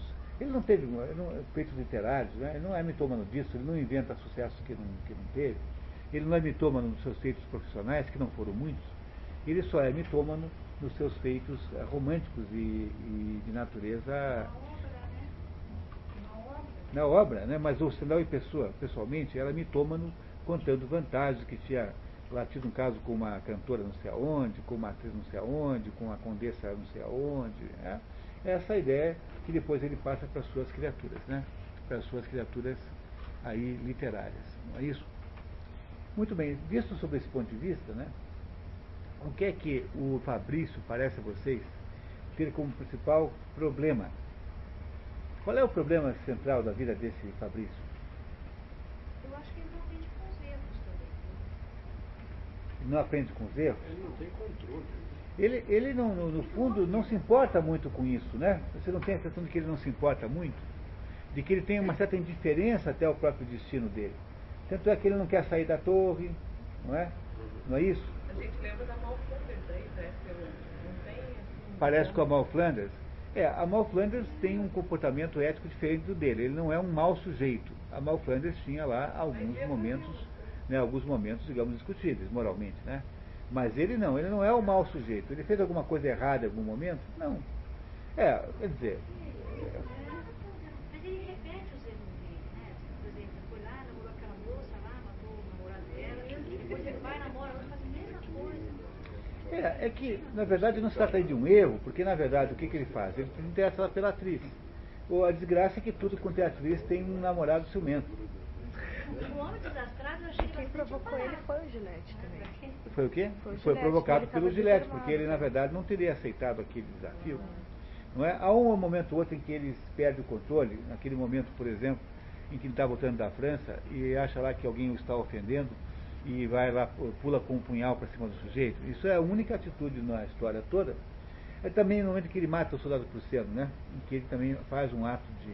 Mas, em princípio, parece ser alguém que não é capaz de fazer mal aos outros. Não parece? Você não tem essa sensação do Fabrício? Que é alguém que não tem um potencial de fazer mal a ninguém. Que é um sujeito assim, inocente, em princípio, não é? Que tem uma atitude de inocência e que, no entanto, vive enrascado e salvo pelas mulheres. Inclusive com a proteção da tia, eu tenho que lembrar. A tia, eu acho que a tia é quase uma personagem mais importante do que o Fabrício, para ser completamente sincero.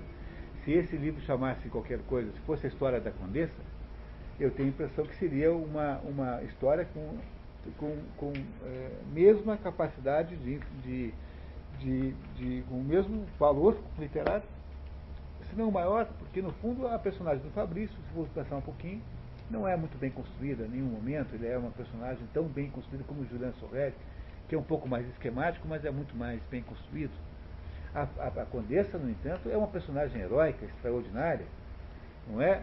É a mulher que é a anti-Madame Bovary, quer dizer, é a mulher que faz uma existência que poderia ser ter o que ela quisesse, e ela tem um amor que é o que no fundo ela defende, e defenderá esse amor a despeito de todas as outras coisas, que é o amor do seu sobrinho.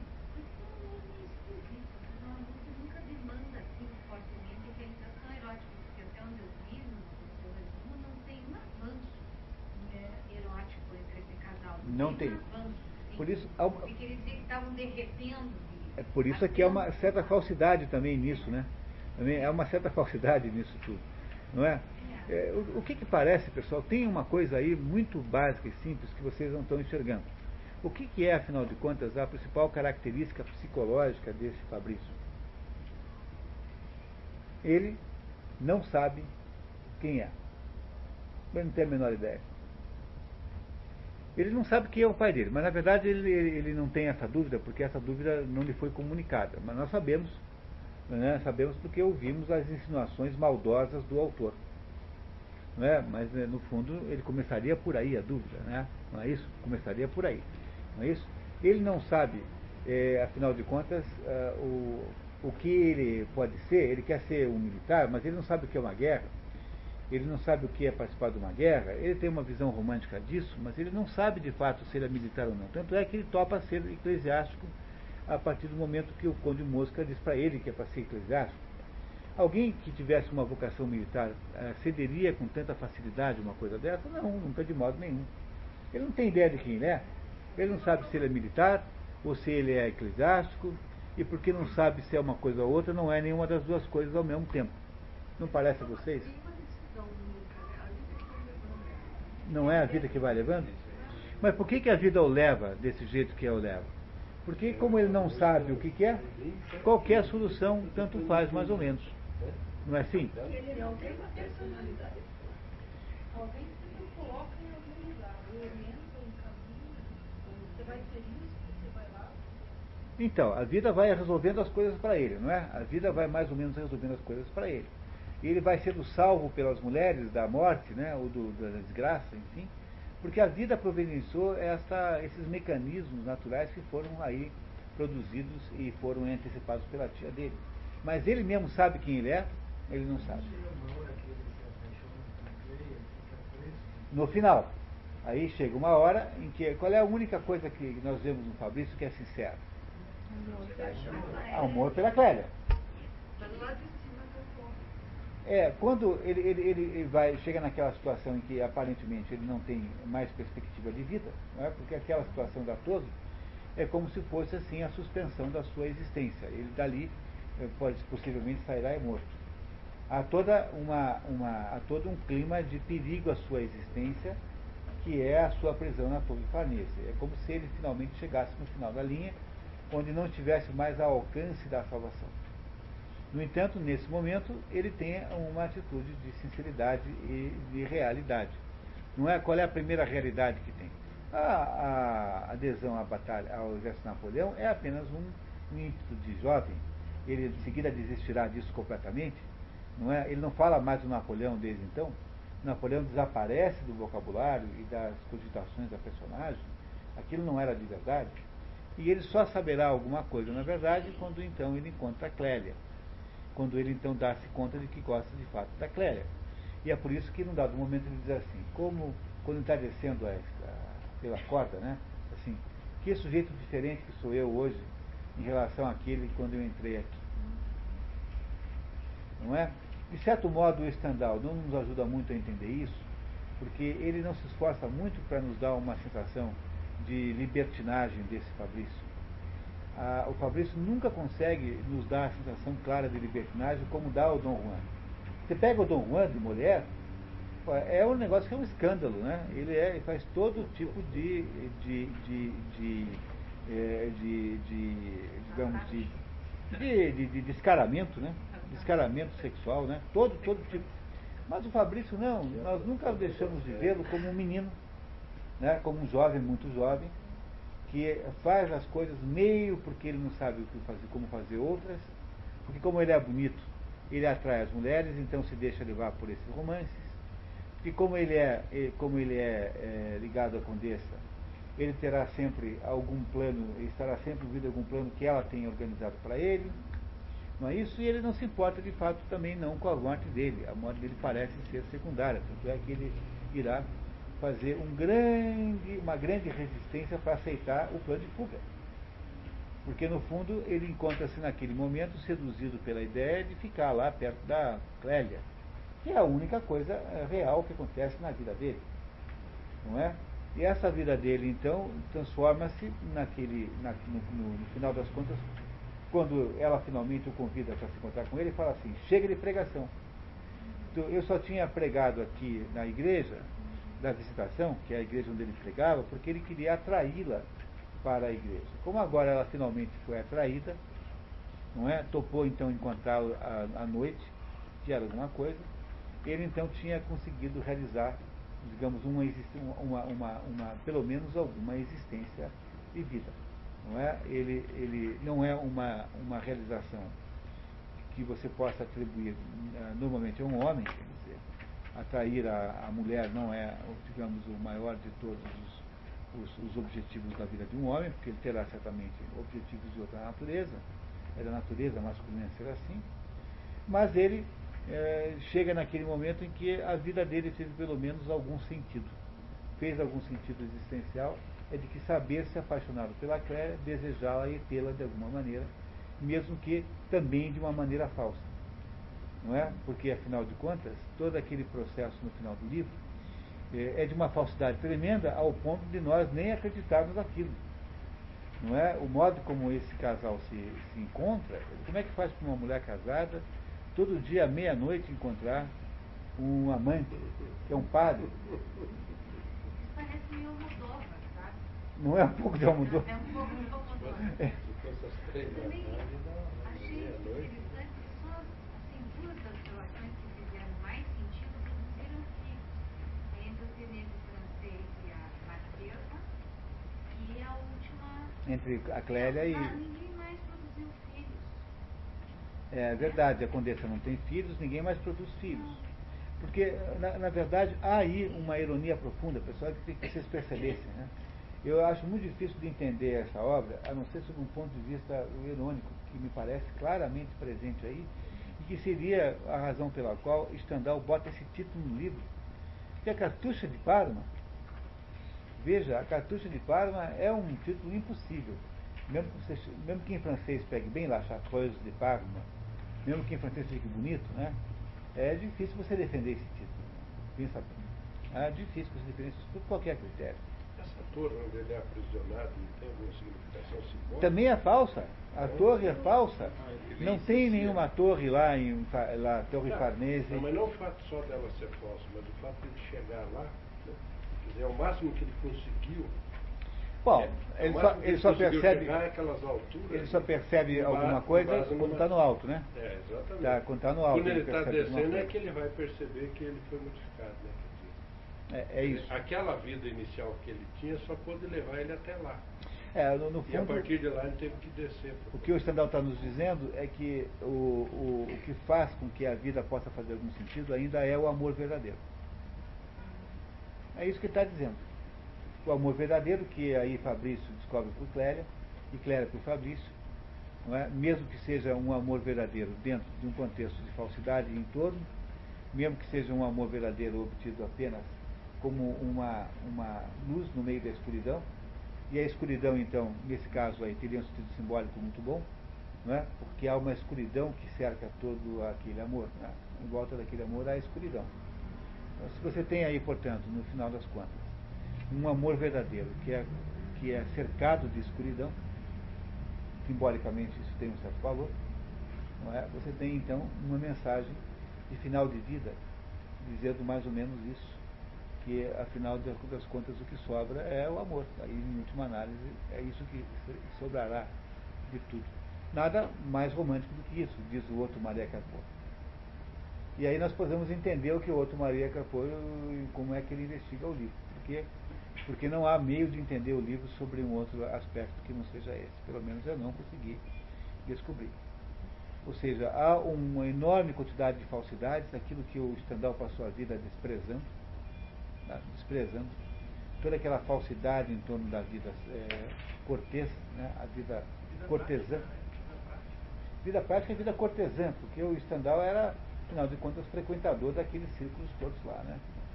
E que, no fundo, só sobrava disso era a possibilidade do amor verdadeiro, que acontece, então, no meio da escuridão que há em volta das coisas todas.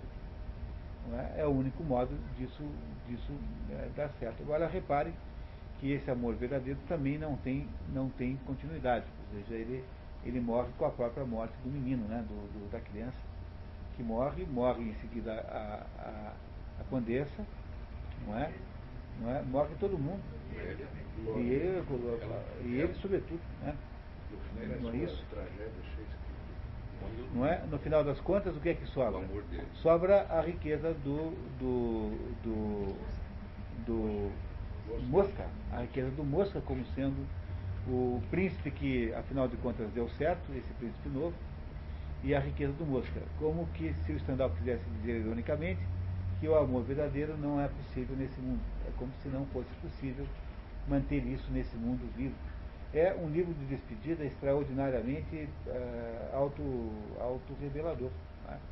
No fundo, ele acha que um tal amor verdadeiro como esse só poderia existir numa outra esfera da realidade que não nesse mundo. É a mesma ideia do Romeu e Julieta, no fundo. Romeu e Julieta tem essa mesma ideia. Tá? Romeu e Julieta não é um livro sobre briga de famílias venezianas, veronenses, né? Veronesas. Romeu e Julieta é um estudo metafísico sobre em que nível é que o amor pode existir de alguma maneira, de algum modo. Esse me parece ser o sentido da obra que nós lemos hoje, essa obra de Stendhal, que é a obra de fechamento da sua carreira. Não é? Nada mais romântico do que isso. Os alemães fizeram como em comparação com isso. Goethe escreve Werther. O que é Werther?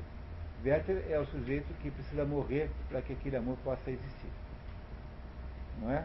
Não é isso que é Werther? Werther é o sujeito que morre por amor, porque é um amor impossível que se transforma num suicídio. Não é? Cristão também.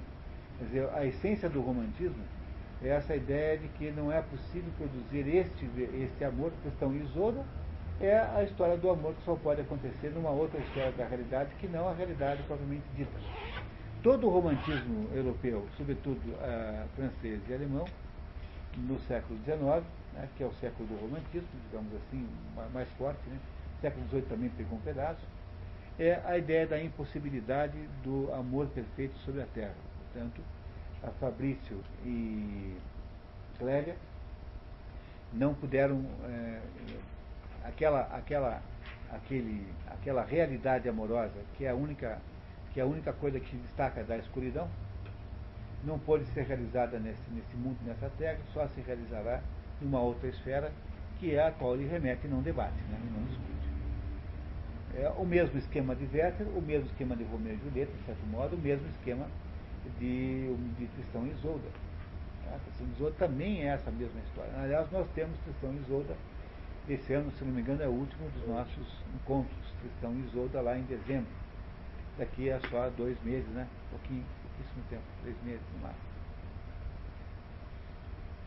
Enfim. Dúvidas? Algum ponto que precisa ser debatido de novo? Alguma contribuição nova? Pois não, Jorge. Desde o começo, foi sendo orientado, recebendo orientações Das mulheres. o Fabrício. Inclusive aquele padre lá que orientação para ele, para não cometer o crime que ele faria acontecer. E ele foi, ele não respeitou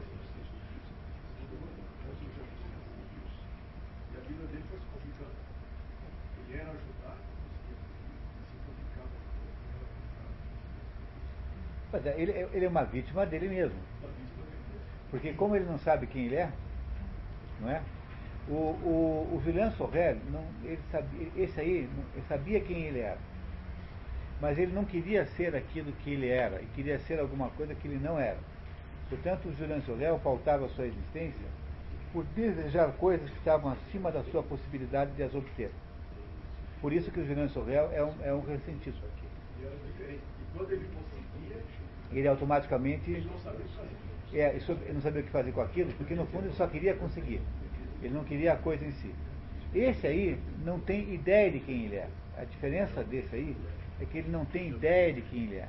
É como uma pessoa que passou a vida inteira tentando ser alguma coisa, mas ele não sabia quem ele era.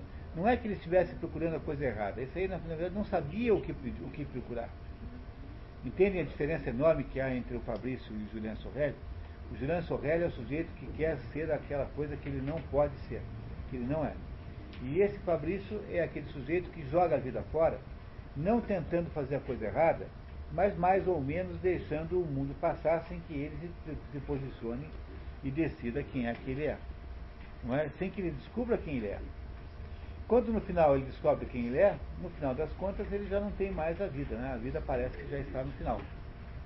Não é? E é por isso que ele, ao descobrir o que ele é, ele cai num projeto impossível, que é esse projeto de você ser amante de uma mulher casada, ter um filho e ficar cuidando da criança escondido. Mas foi assim que ele começou. Ele começou assim e ele reproduziu ao final a mesma configuração. Foi assim que ele foi concebido, foi assim que ele concebeu. Só que a diferença é que a sua concepção é completamente inviável, né? De certo modo dele também porque ele acabará se inviabilizando ao longo do tempo. Ao longo e Né? esse filho é que eu gostaria de saber, se ele tivesse vivido, como poderia remediar essa. Não remediaria, né? Não Porque remediaria. porque no fundo, o projeto que ele tenta fazer depois na vida é um projeto impossível. Esse projeto não dá para fazer, é um projeto de uma falta de sensatez completa. Como é que você chega para o pai da criança e diz assim, olha, cadê o Joãozinho? Ele diz assim, adivinha e tal.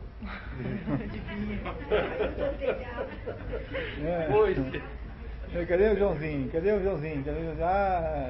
Não sei e tal.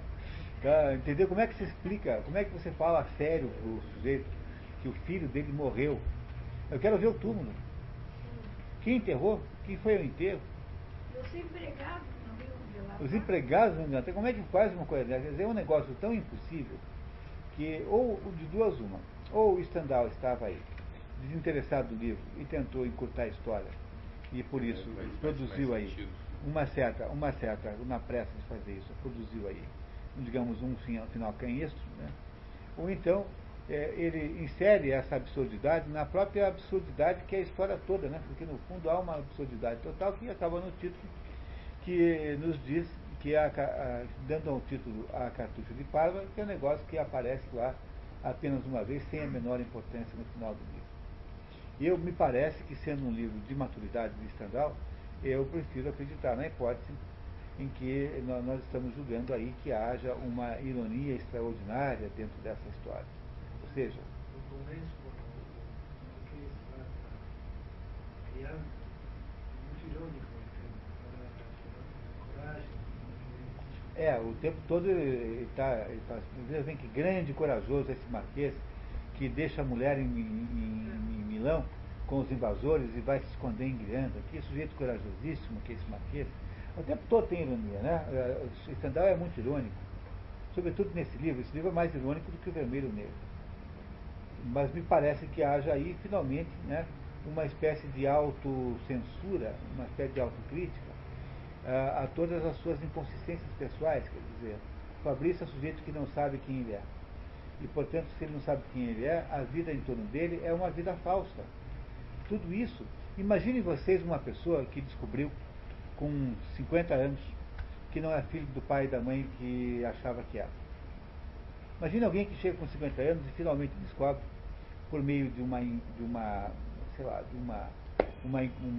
ato de descuido de alguém, que lhe conta que foi adotado 50 anos antes. A sensação que você teria sobre a sua própria vida não seria uma sensação de falsidade completa e total? Todos os atos da sua vida, todos os acontecimentos da sua existência seriam automaticamente transformados em nulidade. É o que sente o príncipe Hamlet quando ele descobre que o pai foi morto, não é? O pai foi morto e não morreu sozinho, né? Que o pai foi envenenado, e que, portanto, havia naquela situação de ilegitimidade do príncipe, havia ali do rei Horácio, né? Do rei, não é Horácio, do rei Cláudio, né? Que havia na ilegitimidade do rei Cláudio, havia uma mentira existencial tão grande no reino da Dinamarca, que não era possível lidar com aquilo a não ser pelo ato de parecer que é louco. O ato de Hamlet, de fingir que é louco, é um ato calculado, porque o único jeito que tem de você lidar com uma mentira desse tamanho é fingindo que é louco. De certo modo, isso também está presente aqui. Claro que Stendhal não desenvolve essa conotação de insanidade falsa, né, de insanidade propositada da personagem. Mas há todo o tempo uma sensação de falsidade imensa que nasce do fato de que esse Fabrício não sabe quem ele é. De modo as coisas, o mundo em torno dele terá sempre um tom de falsidade e de falta de realidade. É isso mais ou menos que me parece que seja a conotação de Bildungsroman, ou seja, de romance de aprendizado, que possa existir nessa obra. Essa obra é para você compreender logo cedo que é melhor você saber quem você é. Hoje de manhã eu fiz uma palestra numa convenção de um partido político. Eu tinha lá 400 políticos. E eu disse para eles, olha, se vocês descreviam o que é ser político, quais são as características psicológicas da segunda casta, porque ontem teve a tal da novela, no final da novela, né? Então não teve a menor coincidência do mundo, porque eu fui lá e disse, olha, vamos agora entender o que a novela não deve ter ajudado muito a entender. Expliquei lá as 4 castas. E expliquei a eles que há na mentalidade do político uma série de características que você faz uma espécie de padrão psicológico que eles, políticos, ou aquelas pessoas que estavam ali presentes, né, ou elas se reconhecem nessas características, ou estão na profissão errada, estão na carreira errada. Quanto mais rapidamente você descobrir quem você é, menos soará falso o mundo em que você vive. Isso que acontece aqui, nesse livro, é uma sinfonia de falsidades motivadas pela inexistência de uma autoafirmação existencial da personagem. A personagem não sabe quem é.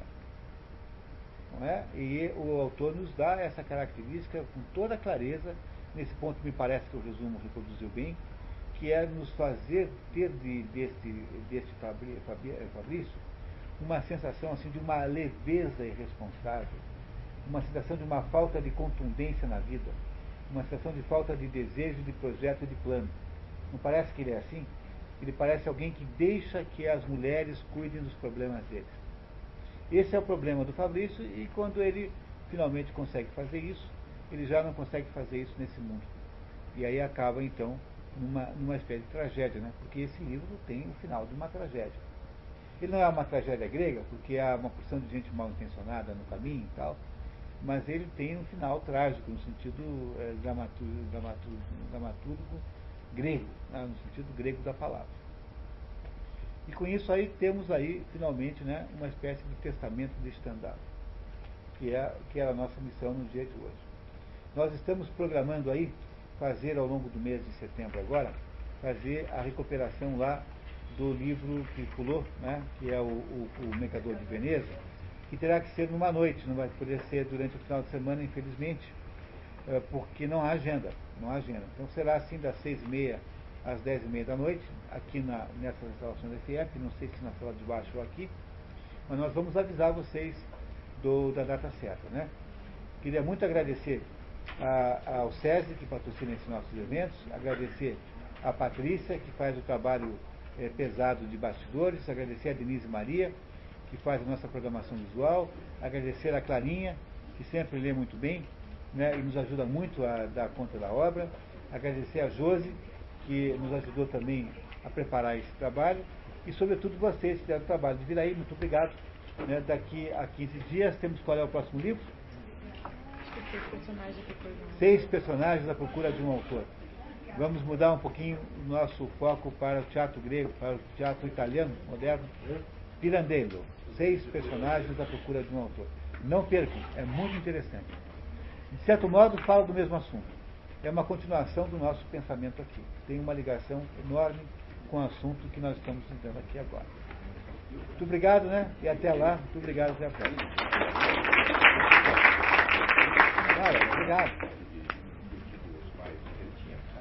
Foi pela primeira vez na história, acabamos 7h30.